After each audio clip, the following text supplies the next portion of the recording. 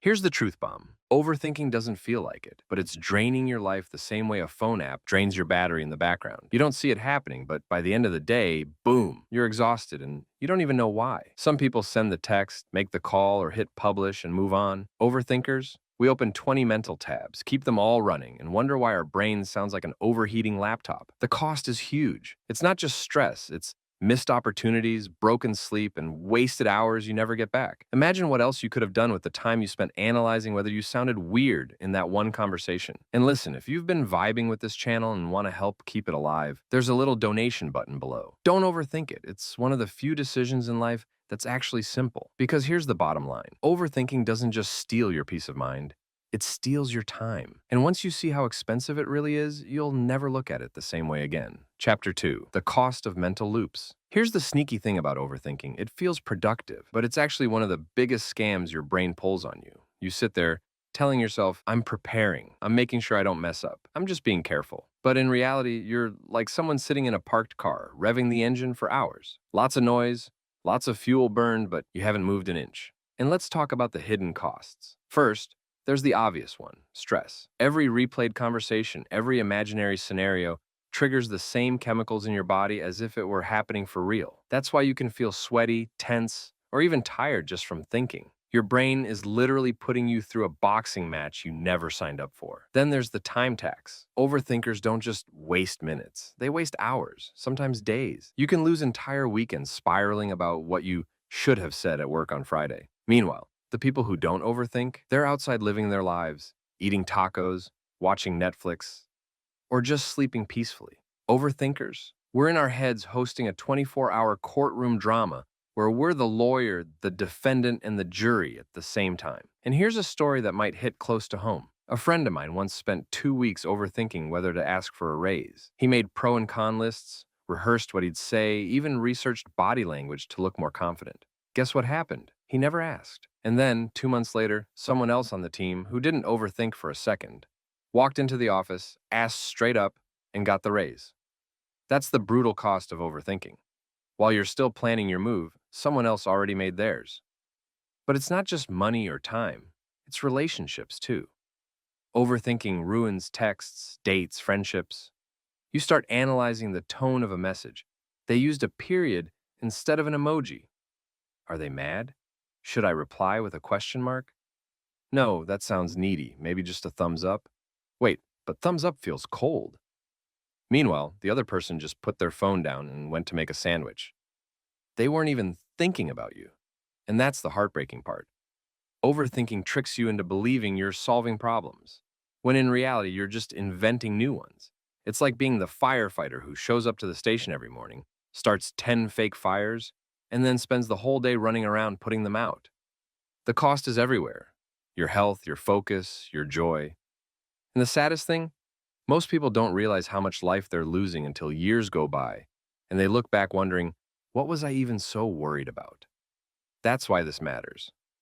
Because when you finally see the true cost of mental loops, you stop treating overthinking like a harmless quirk and start treating it like the thief it really is. Chapter 3. Why Logic Doesn't Work. If you've ever tried to outsmart your own brain, you know how ridiculous it is. You tell yourself, stop overthinking. It's fine, just let it go, and your brain goes, let me think about letting it go. Congratulations. You just opened a brand new loop inside the loop. It's like trying to put out a fire with a flamethrower. Logic doesn't stop overthinking, it fuels it. The more you argue with your thoughts, the more power they get. You're still stuck inside the same mental cage. You just decorated it with fancy reasoning. Think about the last time you replayed a mistake. Maybe you said something awkward in a meeting. You probably told yourself, it's not a big deal. Nobody noticed, but then your brain went, wait, what if they did notice? What if they're still talking about it? What if that ruins your reputation? Before you know it, you're spiraling again, defending yourself in an imaginary trial. That's the paradox. Logic cannot beat overthinking, because overthinking is logic, just weaponized against you. It's like arguing with a lawyer who's also the judge and also the jury. Spoiler, you're not winning that case, and here's the good news. You don't have to win the argument. You just have to step out of the courtroom. That's why we're building the Wise Joe Private Club. It's a place for true Joe's friends, people who get this struggle, where the focus isn't on debating thoughts to death, but on sharing what actually works in real life. Action, momentum, practical shifts. Sometimes all you need is one reminder from someone who's been there. Hey, you're not crazy, you're just stuck in the loop. Here's how to break it, because here's the truth, you can't think your way out of overthinking. You act your way out. Even the smallest action, a reply, a step, a decision, cuts the loop. Overthinking starves when you stop feeding it attention and give it movement instead. Chapter 4, the mindset shift that kills overthinking. Here it is, the mindset shift that changes everything. Ready, action is clarity. That's it. That's the shift. You don't wait to feel certain before you act. You act.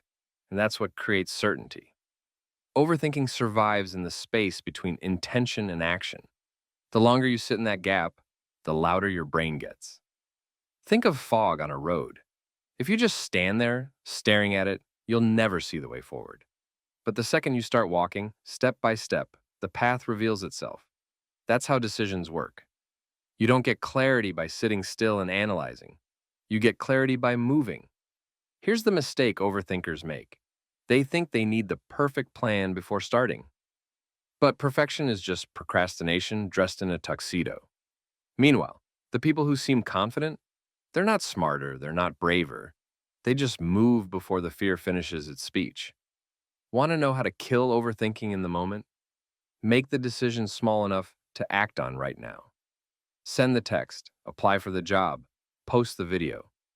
The moment you act, your brain goes quiet because reality replaces imagination. Here's a funny twist. Action is the one thing your overthinking brain cannot argue with. You can debate an idea forever, but you can't debate something that's already done. Once you've sent the email, your brain can't say, but what if we don't send it? It's too late. You already hit send. And the best part, each small action builds momentum. Suddenly, you're not the person stuck in the mental swamp. You're the one moving forward while your thoughts scramble to keep up. That shift from waiting for clarity to creating clarity through action is the death of overthinking. So if you take nothing else from this video, take this. Stop waiting to feel ready. Act, and you'll create the readiness you've been searching for. Chapter 5, how to apply this mindset daily. All right, so we've established the big mindset shift. Action is clarity. But let's be real. Hearing it once doesn't magically stop your brain from spinning at 2 a.m. You need ways to apply this daily, so it sticks. Here are a few tools to make it real. Tool 1, the good enough rule. Instead of asking, what's the perfect choice? Ask, what's good enough for now? Perfection is the enemy of progress. Think of it like ordering food. You don't stand in a restaurant paralyzed for 2 hours trying to figure out the ultimate meal of your life. You pick something, eat it, and guess what? You'll be hungry again tomorrow. Life decisions are often the same. Just pick the option that works for now. Tool 2, time box your decisions. Give yourself a deadline. If it's a small choice, give it 3 minutes. Bigger choice, maybe 3 days. That's it. Once the timer's up, you act. Because endless time means endless spirals. It's like Netflix. You scroll for an hour trying to find the perfect movie, then realize you could have already watched half of one. Tool 3, the 3-second rule. When you feel yourself overthinking, count down 3, 2, 1, and move. Send the message, start the task, walk out the door. The hesitation window is where overthinking lives. Shrink it, and you starve the loop. Tool 4, write it, don't think it. When your brain is juggling 20 thoughts, dump them onto paper. Suddenly, the monster in your head looks a lot smaller when it's just words on a page. Plus, once it's written down, you don't have to carry it in your mind anymore. And here's the kicker. Don't try to apply all of these at once. Pick one, test it today, and watch what happens. Overthinking dies when it has no fuel, and every small action is like pulling the plug on its power source. Because at the end of the day, your brain loves to pretend it's Wi-Fi. The more you stare at it, the worse it works. Stop waiting for full signal. Just take the step, and clarity will follow. Chapter 6, real-life story, from paralysis to progress. Let me tell you a story. A couple years ago, I wanted to start a new project. I had the idea, the excitement, even the time to do it. But the moment I sat down, the overthinking storm rolled in. What if it fails? What if nobody cares? What if I'm not ready yet? So instead of starting, I did what overthinkers do best. I planned, I outlined, I researched, I read other people's success stories. On paper, I was working on it. In reality, I was stuck in quicksand. Weeks went by. Every day I told myself, tomorrow I'll start. And tomorrow kept turning into next week, and next week turned into next month. Sound familiar? Then one day, out of sheer frustration, I broke my own loop.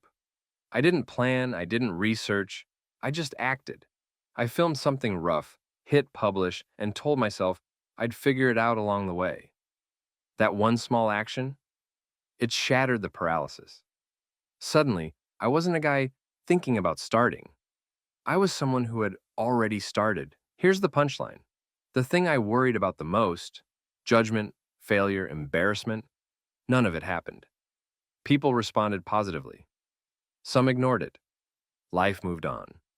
The only difference was that now I had momentum. And momentum is a drug overthinking cannot survive. That's the moment I realized something. Clarity doesn't live in your head. It shows up in your steps. The fog doesn't clear when you wait. It clears when you move. And listen, I guarantee you've got something like this in your life right now. A message you haven't sent. A decision you keep postponing. A risk you keep rehearsing. Here's your sign. Act first. Figure it out after. Because when you finally do, you will look back and laugh at how long you let an imaginary what if keep you hostage. Chapter 7. The ripple effect of this shift. Here's the beautiful thing about killing overthinking. The benefits don't just stop with one decision. They ripple out into every area of your life. First ripple, confidence. Every time you act instead of overthink, you prove to yourself that you can handle reality. It doesn't matter if the outcome is perfect or messy. Either way, you learn that you're capable. And confidence isn't built by thinking, I got this. It's built by doing something and realizing, oh, I actually got this. Second ripple, stress drops. When you stop looping, your brain finally gets to rest. No more 3-hour mental court cases about whether that one text sounded too dry. The peace that comes from not replaying everything, that's priceless. You finally have space to enjoy life instead of narrating it to yourself on repeat.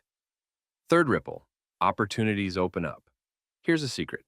The world doesn't reward the best ideas. It rewards the people who act on them. You can have the smartest plan in the room, but if you're stuck in your head, someone else with half the idea but twice the action will run past you. That's the game. Action beats perfection every single time. And honestly, the ripple effect can be funny too. Like the first time you send a risky text, you would normally overthink. You hit send, brace for disaster, and then nothing happens. The world doesn't explode. Nobody calls the cops. Half the time, the other person just replies, cool. And you realize, wow, I've been stressing over imaginary dragons while everyone else was just living. Here's what's wild. Once you experience this shift, you start trusting yourself.